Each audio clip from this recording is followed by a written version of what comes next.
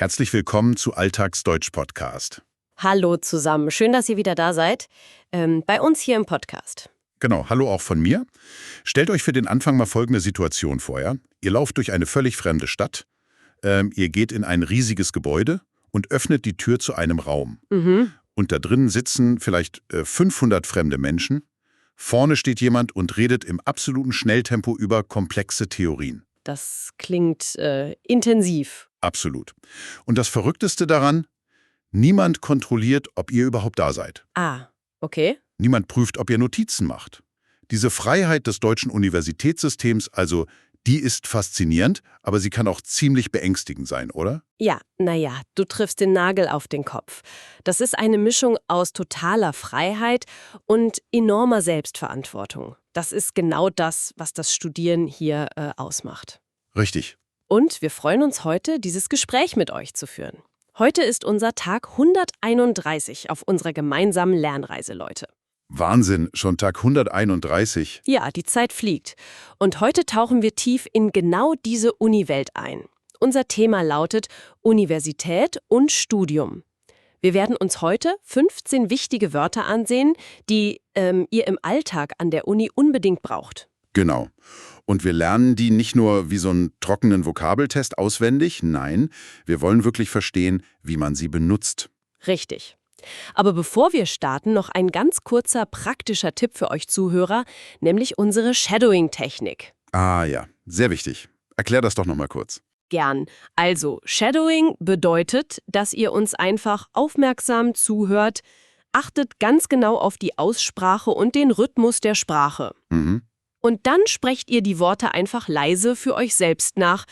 Das hilft extrem, um ein natürliches Gefühl für das Deutsche zu bekommen. Das ist ein super Tipp. Und von mir noch ein Versprechen an euch. Bleibt unbedingt bis zum Ende dieser Folge, denn dort hört ihr unsere Mini-Story. Oh ja, die Mini-Story. Genau, in der wir alle 15 Wörter in einer ganz echten Alltagsgeschichte anwenden. So seht ihr sofort, wie man die Vokabeln richtig benutzt. Also gut, lass uns direkt mit der Basis beginnen. Wenn wir über die Uni sprechen, steht am Anfang ja immer eine große Entscheidung. Man wählt quasi seinen Weg. Auf Deutsch nehmen wir das den Studiengang. Auf Englisch übersetzt man das mit Degree Course. Der Studiengang. Weißt du, ich höre oft, dass Leute das mit der Wahl von einem Menü im Restaurant vergleichen. Also so nach dem Motto, ich nehme Pizza oder Pasta. Naja, das ist vielleicht ein bisschen zu simpel. Finde ich auch. Wenn ich im Restaurant das Falsche wähle, habe ich halt ein schlechtes Abendessen. Aber wenn ich den falschen Studiengang wähle, sitze ich vielleicht 3 Jahre in Fächern, die mich überhaupt nicht interessieren. Das stimmt. Es ist eher so, als würde man an einer Kreuzung stehen und sich für einen langen Weg entscheiden. Eine sehr schöne Analogie. Unser erstes Wort ist also der Studiengang. Ein Beispiel aus unseren Quellen ist, Moment, ich lese es kurz vor, ein interdisziplinärer Studiengang kombiniert Informatik mit BWL. BWL. Das müssen wir kurz erklären für unsere Zuhörer auf B1-Niveau, oder? Ah, richtig. BWL steht für Betriebswirtschaftslehre, also Business Administration. Das Beispiel zeigt, dass ein Studiengang oft 2 Welten verbindet.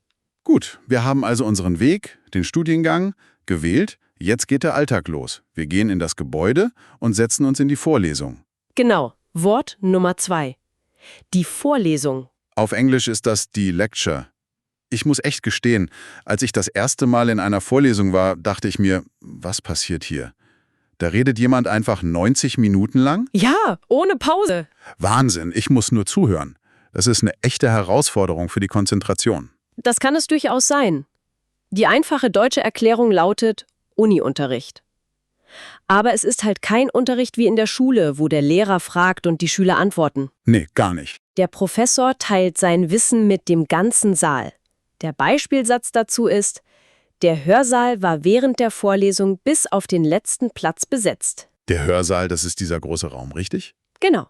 Und das zeigt auch, wie wichtig diese Vorlesung ist. Alle wollen zuhören. Okay, aber wenn niemand kontrolliert, ob ich in der Vorlesung bin, könnte man ja denken, das ist alles ganz entspannt. Aber dann merkt man schnell, da gibt es die Anforderung. Wort Nummer 3. Die Anforderung. Auf Englisch Requirement. Ich habe mich oft gefragt, sind diese Anforderungen manchmal einfach nur da, um uns Studierende zu ärgern? Also einfach künstliche Hürden. Das ist eine kritische Frage, aber nein. Die deutsche Bedeutung ist die Voraussetzung, also etwas, das man zwingend schaffen muss. Mhm. Das deutsche System baut darauf auf, dass du selbstständig denkst. Die Anforderungen sind hoch, um die Qualität zu sichern. Unser Satz lautet: Die akademischen Anforderungen im Masterstudium sind extrem hoch. Verstehe. Es ist also eine Art Qualitätskontrolle. Und um zu beweisen, dass man diese Anforderungen erfüllt, braucht man, wir sind ja in Deutschland natürlich, ein Stück Papier. Oh ja, die Bürokratie. Und das bringt uns zu Wort Nummer 4, der Nachweis. Auf Englisch Proof. Die deutsche Uni liebt den Nachweis, oder? Total. Ein Nachweis ist ganz einfach ein Beweis, meistens ein offizielles Dokument. Warum ist das wichtig? Naja, wenn du 10.000 Studenten hast, zählt nicht das Gefühl, sondern das Papier. Klar. Hast du das Dokument oder nicht? Ein klassisches Beispiel ist: Zur Einschreibung ist ein Nachweis über Sprachkenntnisse erforderlich. Das kennen sicher viele von euch Zuhörern. Wenn man sich an einer deutschen Uni bewirbt, reicht es nicht, wenn man sagt, hey, ich spreche gut Deutsch. Nein, das reicht leider nicht. Man muss das B1-Zertifikat als Nachweis abgeben. Aber okay, wenn wir die Bürokratie mal vergessen. Wir studieren ja eigentlich, weil wir etwas in unserem Kopf verändern wollen. Wir suchen das 5. Wort. Die Erkenntnis. Ein tolles Wort, die Erkenntnis. Auf Englisch Insight. Was bedeutet das genau auf B1-Niveau? Es bedeutet eine völlig neue Information für dich. Ein Moment, in dem du plötzlich etwas verstehst. Dieser Aha-Moment. Ich liebe das. Es ist nicht einfach nur, dass man eine Vokabel auswendig lernt. Man liest einen komplizierten Text, versteht gar nichts und plötzlich, bam, der Groschen fällt. Sehr gut gesagt. Das ist der Unterschied zwischen Lernen und wirklich Studieren. Wissenschaftliche Arbeit sucht immer nach Erkenntnis. Unser Beispielsatz belegt das gut. Wissenschaftliche Erkenntnisse belegen den Nutzen von Lernpausen. Also Pausen sind wichtig für die Erkenntnis. Sehr gut. Genau. Okay, das waren unsere ersten 5 Wörter, alles Substantive. Wir haben den Studiengang, die Vorlesung, die Anforderung, den Nachweis und die Erkenntnis. Richtig. Aber gut, ich sitze jetzt in der Uni, aber was tue ich eigentlich genau? Lass uns über die Verben sprechen, die Aktivitäten. Sehr gerne. Und hier, liebe Zuhörer, haben wir eine ganz wichtige Vorgabe für euch. Für jedes dieser Verben nennen wir nicht nur die englische Übersetzung, sondern auch zwingend die Perfektform. Weil man im Alltag ständig im Perfekt spricht. Habe ich dann recherchiert? Nein, das ist einfach nur suchen. Recherchieren bedeutet auf Deutsch, systematisch nach Informationen zu suchen. Du liest Bücher, checkst verlässliche Quellen, es ist echte Arbeit. Okay, also wenn du mich fragst, warum ich gestern so müde war, Warum warst du gestern so müde?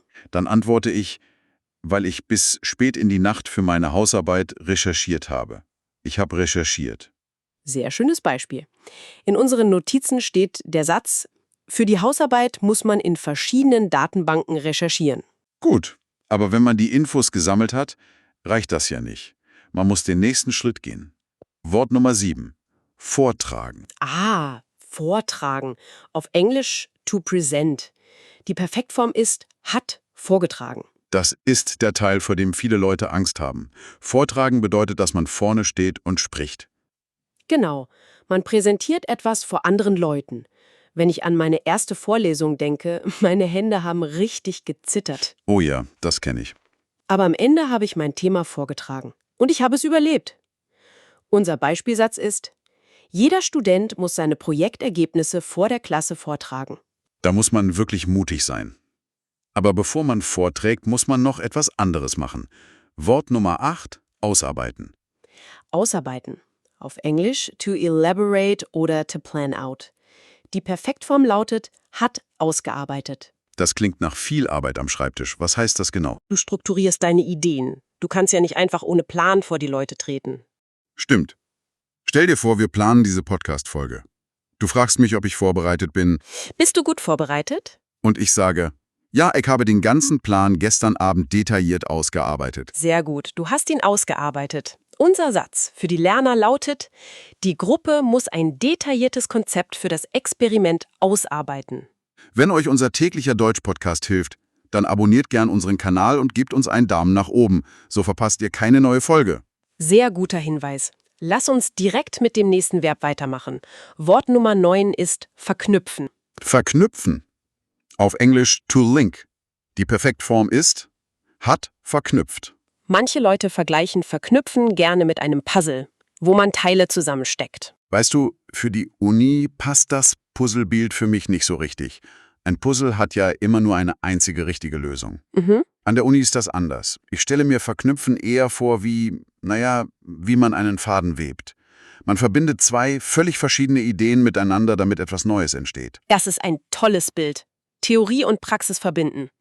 Ein Faden reißt schnell, aber ein Gewebe hält. Hast du jemals zwei Dinge so verknüpft? Ja, ich habe letzte Woche im Kurs eine alte Theorie mit einem aktuellen Problem aus den Nachrichten verknüpft. Ich habe sie verknüpft und plötzlich ergab alles Sinn. Exakt so funktioniert Uni. Der Sattel aus den Quellen dazu ist, in der Forschung muss man Theorie und Praxis sinnvoll verknüpfen. Und wenn man all das macht, recherchieren, ausarbeiten, vortragen, verknüpfen, dann hat man wirklich einen Berg von Arbeit vor sich. Einen riesigen Berg. Und diesen Berg muss man irgendwie schaffen. Das ist Wort Nummer 10, bewältigen. Auf Englisch to master oder to overcome. Und die Perfektform? Die ist hat bewältigt. Bewältigen ist ein sehr starkes Wort auf Deutsch. Es heißt nicht nur, dass man etwas macht, sondern dass man ein großes, schweres Problem erfolgreich löst. Also mit viel Anstrengung. Genau. Denk mal an jemanden, der B1 Deutsch lernt. Das ist nicht leicht. Aber wenn man dranbleibt, hat man es irgendwann bewältigt. Ein tolles Gefühl. Wenn ich nach einer schweren Prüfung aus dem Raum komme, rufe ich dich an und sage, es war totaler Stress, aber ich habe die Prüfung bewältigt. Und ich sage, herzlichen Glückwunsch. Der offizielle Beispielsatz ist, Studenten müssen eine enorme Menge an Lernstoff in kurzer Zeit bewältigen. Uff, ja, das fasst das Studium gut zusammen. Okay, wir haben jetzt die Basis, die Substantive. Wir haben die Verben, also das, was wir tun. Das klingt alles nach so viel Arbeit. Wie genau ist so ein Studium eigentlich? Wie fühlt sich diese Welt an? Das führt uns direkt zu den Adjektiven. Eine sehr gute Überleitung. Das erste Adjektiv, Wort Nummer 11, ist direkt das Wichtigste. Akademisch. Auf Englisch academic. Da habe ich mal eine Frage. Bedeutet akademisch nicht manchmal einfach nur, dass jemand extra komplizierte Wörter benutzt, um besonders schlau zu klingen? Das ist ein lustiges Vorurteil und ja, manchmal stimmt das auch. Habe ich mir gedacht. Aber die echte Bedeutung auf Deutsch ist wissenschaftlich. Es geht um höchste Präzision. Man muss alles beweisen und genau erklären. Also nicht einfach nur kompliziert, sondern exakt. Richtig. Unser Satz dazu lautet, das Schreiben einer akademischen Arbeit erfordert höchste Präzision. Okay, das ergibt Sinn. Und um akademisch arbeiten zu können, muss man wissen, was wichtig ist. Und das ist Wort Nummer 12. Relevant. Relevant, auf Englisch relevant. Weißt du, ich glaube, das ist die absolut wichtigste Fähigkeit im ganzen Studium. Das Relevante zu finden. Wieso, denkst du das? Naja, du bekommst in der Vorlesung hunderte Seiten Text. Die Kunst ist doch nicht, jede einzelne Seite zu lesen. Du hast gar nicht die Zeit dazu. Die Kunst ist, herauszufinden, was du nicht lesen musst. Ah, verstehe. Man muss lernen, das Wichtige vom Unwichtigen zu trennen. Relevant bedeutet einfach wichtig für das aktuelle Thema. Das hast du perfekt auf den Punkt gebracht. Man muss die Informationen filtern. Der Beispielsatz ist Musik in den Ohren von Studenten. Nur die markierten Themen sind für die anstehende Prüfung relevant. Ah, ein Traum.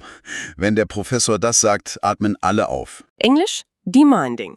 Wenn mir jemand sagt, ein Kurs ist anspruchsvoll, dann klingt das für mich erstmal nach sehr viel Stress.